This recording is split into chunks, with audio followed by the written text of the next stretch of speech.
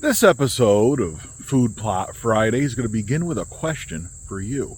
I got this little field right here, right? Between the house and the road. And I'm thinking, man, it's just a field. My dad always treated it as a lawn and went through here and mowed it and all that good stuff. I'll throw a little map on the screen here so you get an idea of what we're talking about here and the overall size of it. Not the biggest field. Down here is where we hunt, right? We go down in the woods, and it kind of works out good because the predominant wind's coming from this direction. So this property really is set up kind of nice. I am pretty lucky.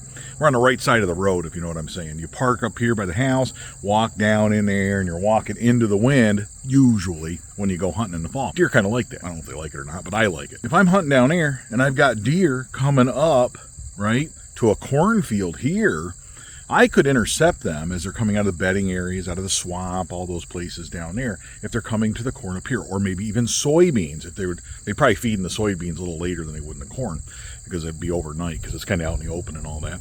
But I'm wondering if that's not a good overall plan. Do you think that a field that size of either corn or soybeans, planted properly by somebody who knows what they're doing, would that last until the hunting season?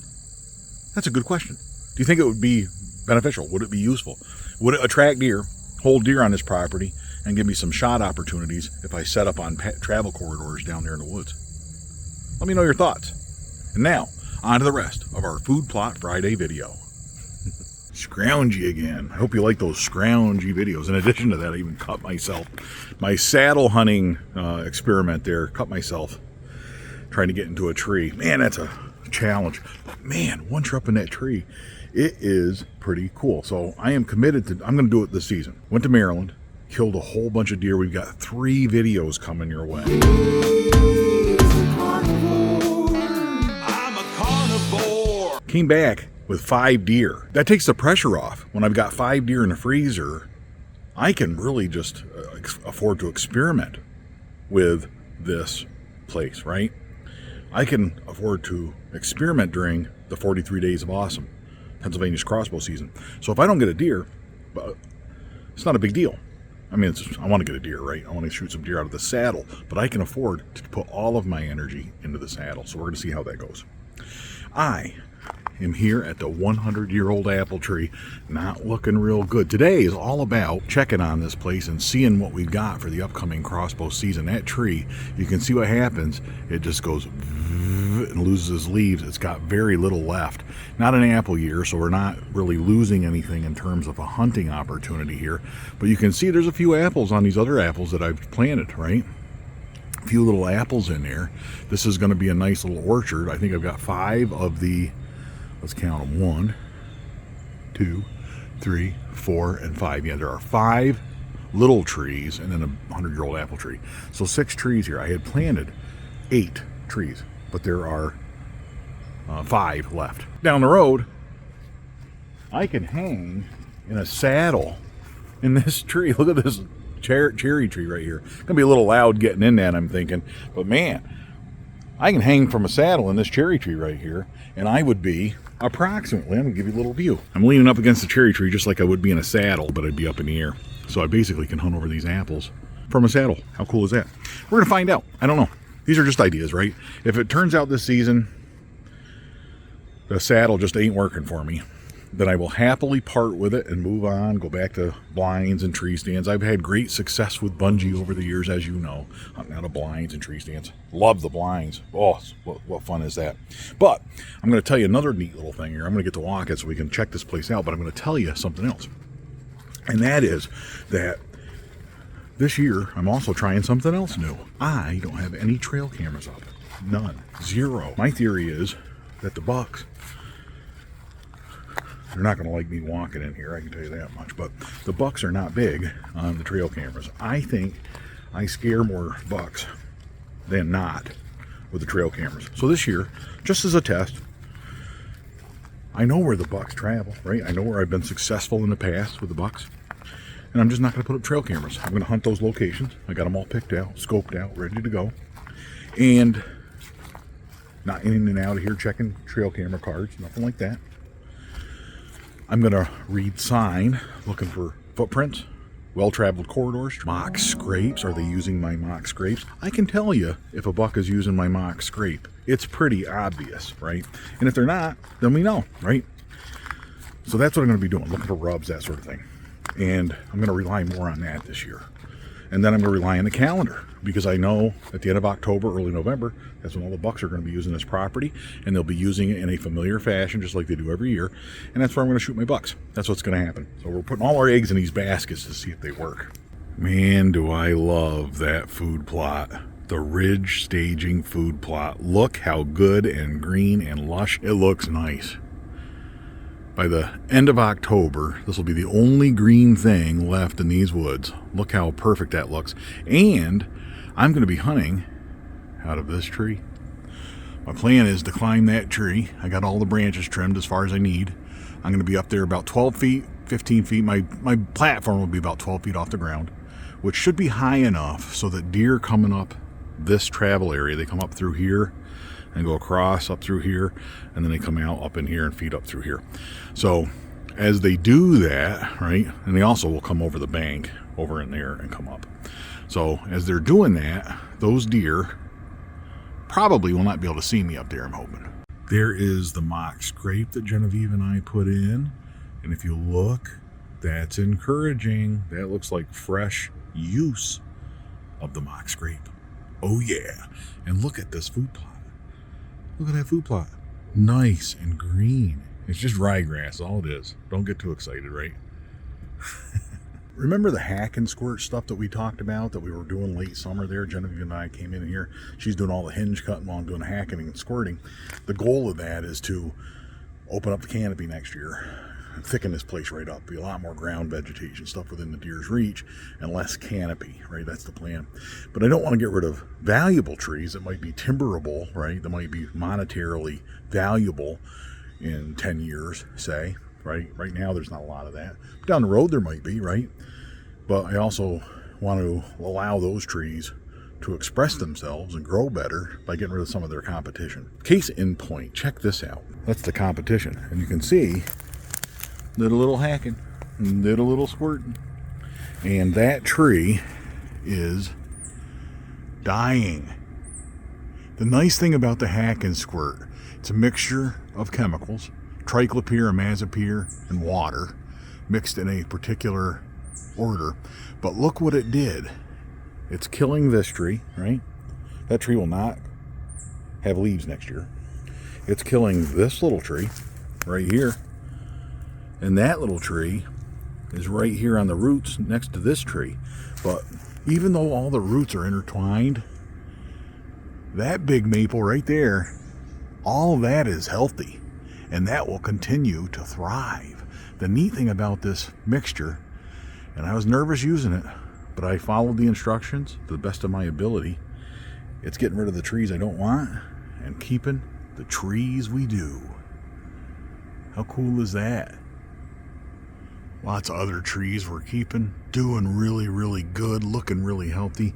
And check out what's under this little beech tree right here. Check that out. We've got another scrape, not even a mock scrape, it's a real one. Real deer maybe even making a scrape, hopefully. Maybe it's a real buck. But one way to find out, come in here and hunt, right? Well, they do not use all of them. This scrape is not getting any love. I've got the hack and squirt, got my hatchet right here too, but I got my hack and squirt, just so you guys who are asking about this, getting late in the year to be doing this stuff, at least in northeastern Pennsylvania, but autumn olive you can do all the way up until October probably. Imazapyr, it's like 10%, 40% water, and then 50% triclopyr, okay? That's what I did. Mix them in this order. Put the triclopyr in first, then water, shake it up, otherwise it's going to gel. Because when you put that imazapyr in there, it wants to gel with that triclopyr.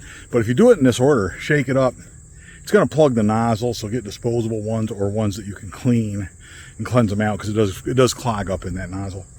But these things are cheapos, you know. I fill up, this is like an hour's worth of spray for me. I go around, you hack the tree, spray it. Did it in another video, go check it out. Down in there is the blind, that food plot, right, that you saw us put in earlier. And then you can see I got all this autumn olive in here. Autumn olive only grows about 10, 12 feet in the air. Doesn't block out the entire canopy, although it can fill in all these gaps. But if I keep pushing it back and keeping it, you know, hacking some of these guys down like every other one, you get this kind of Texas style. Look at this. Got little paths going up through there, little paths over here. It's a maze. And you can wander through here. I think this is pretty good deer habitat. They can sneak through these little spots. I've got grass on the ground, all kinds of stuff growing up they can eat. You got the field up there, so they have access to that. That's where that path leads. I won't take out any more up in there because to keep that screen from the house, from the road. They feel more secluded, more secure down here. Makes a nice little bedding area. And I can walk the perimeter of it to get in and out of tree stands. Again, you can go up to the field over there. We got all this thick stuff in here and this little maze, and I'm going to keep whittling it back. Like, that's too much right there, right? This is too much. You need more maze effect there. There's a tree I planted. Look at that. I know I planted it because there's a cage around it, and I can't even get to it. I don't know what it is. I don't know what that is. Do you have any idea what that is? Kind of neat.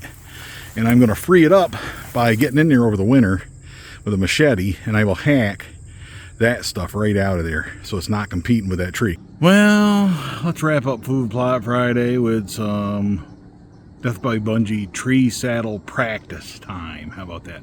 I got the old Prusik knot, whatever. I'm just trying to use words that make it sound like I know what I'm doing, but I'm hanging in my saddle and I am all set up. I think I figured out how I'm going to be filming from this thing. What I've been doing is coming out here after work and sitting for half an hour, playing on my phone, just getting comfortable hanging out in this saddle. And so far it has worked pretty good. I feel pretty comfortable in it. I finally rigged up a little doodad here for filming. I got that figured out. I'm only up one step. I got one step hung up here, and then I get on the platform. So that's my camera arm. I've got it on there with a ratchet strap. I think I can make that work. Here is me hanging in my saddle with my sloggers on there, but just hanging out, nothing fancy, just got the old platform going so I feel comfortable in it. I'm trying to visualize what it would be like if I'm sitting here with a deer coming in from this side or a deer coming in from this side, how I'm going to be shooting these deer.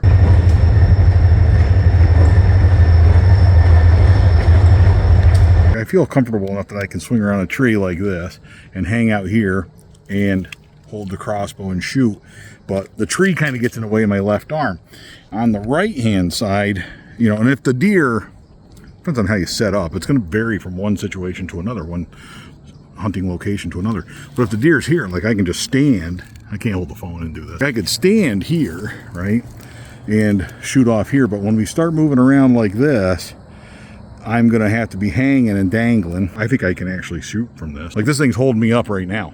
I'm not, you know, I don't have my hand on the tree or anything like that. When I first did it, I was holding on to this for dear life, you know, and I was holding on to the tree, and I didn't take off my lineman's belt, and now my lineman's belt just dangling here. You know, normally I would take it off and put it back in the pouch. There really is only one way to know if you're going to be able to shoot out of here.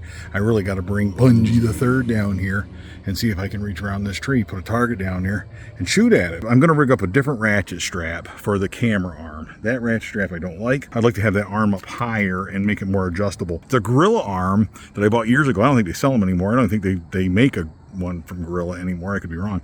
But I bought it, never really used it, but I like it. I really like it. It's a nice little light. It doesn't move all over the place, but it gives me plenty of ability to pan around the tree. I can shoot out in here, okay? I could view over in there, and I could video over there, and it looks like a branch sticking off a tree. It's not bad. It's going to work. That I'm happy about. It's just getting it up and down the tree, getting it set up, getting around it to get onto the platform, that sort of thing. I can dangle it from my saddle and hook it up last if I have to. Once I'm in the platform, in the saddle, then I can hook that up. So I think we're making some headway here. Hold you out so you can get a view. This cherry tree, don't climb cherry trees. This just happens to be a convenient tree in the 60-yard backyard. You haven't seen the 60-yard backyard from this angle, have you? That's the house. That's the apple trees all dressed up for winter. Look at that. They got little skirts on them, taking care of the old apple trees here. Back in the apple tree business. Pretty exciting stuff for Food Plot Friday. Saturday is the opening day. We'll shoot a big buck and call it good. How's that? If I can just get into the tree stand and see some deer, I'll be happy. Doesn't take much to make me happy, especially with a great season that we've had so far, right? Thank you very much for joining me on Food Plot Friday. Until next time, all hail Bunjie.